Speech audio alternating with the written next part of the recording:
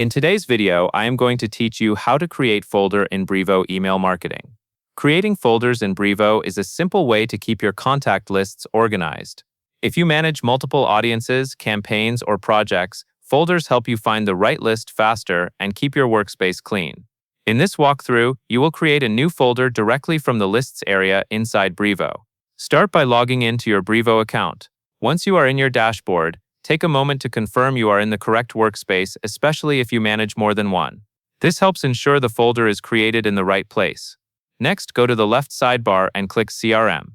From there, select Contacts. This is where Brevo keeps everything related to your contact database, including the lists you use for email marketing. After you open Contacts, look for the Lists option under the Contacts menu and click it. This will take you to the section where your existing lists are displayed. This is also where folders are managed, so you do not need to leave this screen to organize things. Now find the All Folders drop-down menu. This drop-down is used to view and filter your lists by folder, and it also gives you the option to create a new one. Click the All Folders drop-down to open the folder controls. In the drop-down menu, click Create a new folder. A small window or input field will appear, prompting you to name your folder.